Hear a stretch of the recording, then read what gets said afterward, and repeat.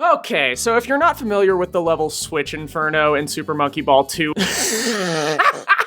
you're in for a good one. Check this out. Let's say you're playing this game for the first time. You roll up this ramp and encounter a daunting sea of inscrutable switches. The gold ticker tape that allows you to continue your perilous descent into the Devil's Labyrinth is stuck underneath the ground. Now, if you hit this switch, what's gonna happen is you're gonna die instantly. But if you hit this switch, you actually die instant. This one over here in the corner actually makes you die way over here, this one makes you die instant. Okay, sorry. If you hit this switch, you do get to go in the goal. Hooray, yippee. But watch out, if you hit this one, you die instant. Okay, so how does this actually work?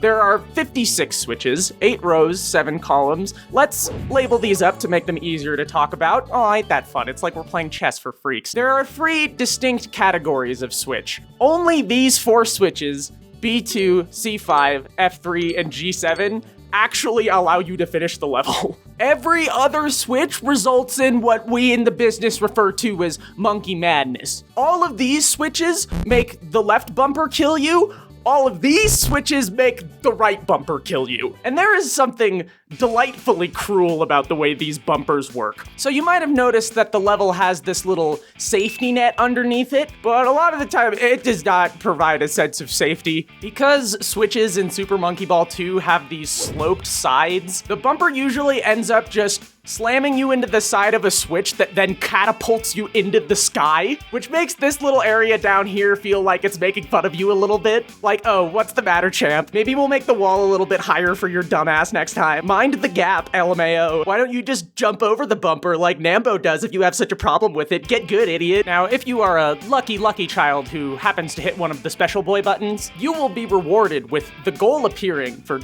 2 whole seconds. And you know, casual players, famously great at controlling the camera in Monkey Ball 2, certain not to be facing the wrong direction and then miss seeing the goal entirely and Yeah, so this is a detail that makes this level a lot of fun for new people. Neither of the GameCube Monkey Ball games allow you to control the camera with the right stick. They don't even give you the janky Sonic Adventure rotate the camera with the triggers thing. You kind of have to just learn how to tame the automatic camera like it was a gentle but powerful stallion. Oh, and have I mentioned that pressing switches in Super Monkey Ball 2 is like an execution test? You cannot just be next to a switch in this game and then tilt the stick forward and gently roll onto it. You need some momentum. So the new player experience of this level is toddling around while the camera flips back and forth wildly as you attempt to get up enough speed to get on top of a switch, and then you die When I asked the GameCube Monkey Ball speedrunning Discord for their thoughts about this level, the first response was one of the greatest players of all time saying that this level almost made them quit story mode entirely as a child. So how are you actually supposed to figure this out? Well,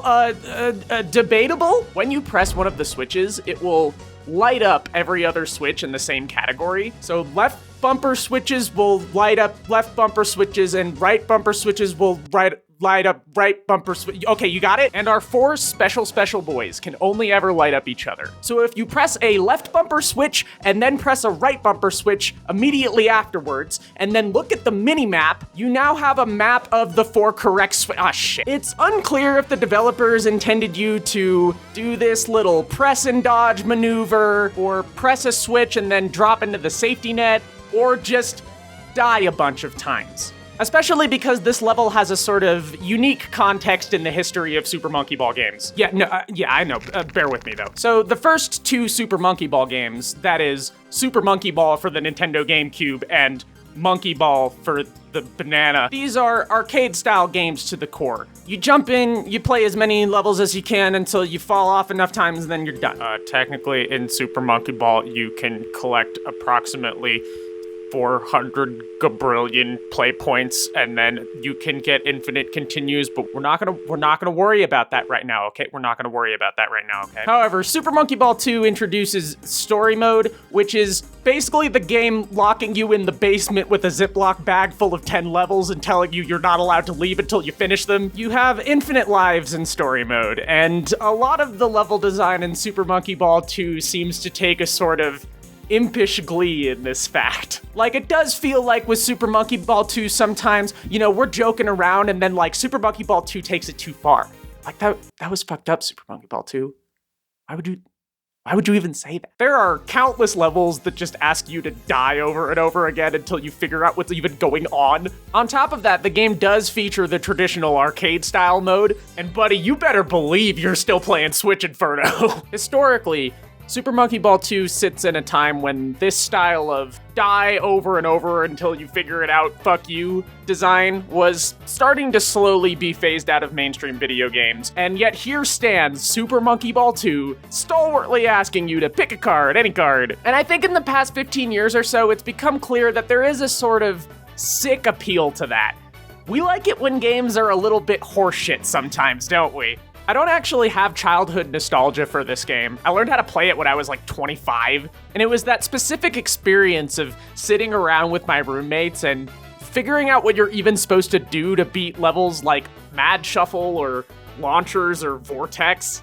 It's exciting. It makes the game this thing that you're solving as a team. The game has an ethos of sort of slapstick cooperative trial and error. It's just, you know, sometimes they take it a little far. And so I won't defend Switch Inferno. It's stupid. It's obtuse. I don't think it's reasonable to expect somebody to solve this. And the solution is one of those, did you notice this thing that the game has never asked you to care about ever before kind of solutions, which I'm personally not a fan of. But I do think some of the charm in this game is in its, like, kick you in the balls relationship with the player. I don't love Switch Inferno, but I almost respect it. Okay, not really. This shit is really dumb. Here are some additional funny facts about the level that what happened in future games that I couldn't think of. Where in Super Monkey Ball Deluxe, you don't have to worry about any of this nonsense because you can just do this.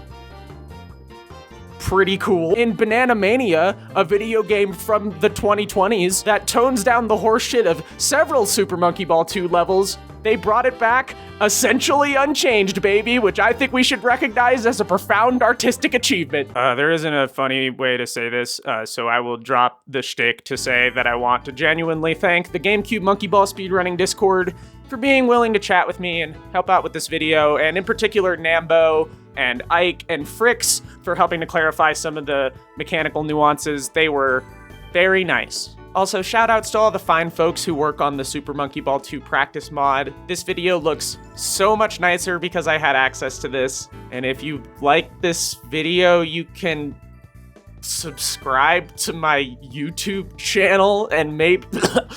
Okay, anyway, the least dumb level in this game is motherfucking 8 bracelets, baby! Yeah! Don't fucking argue with me in the comments of this video, okay? You're talking to the tied for 46th best Super Monkey Ball 2 beginner challenge mode speedrunner, alright?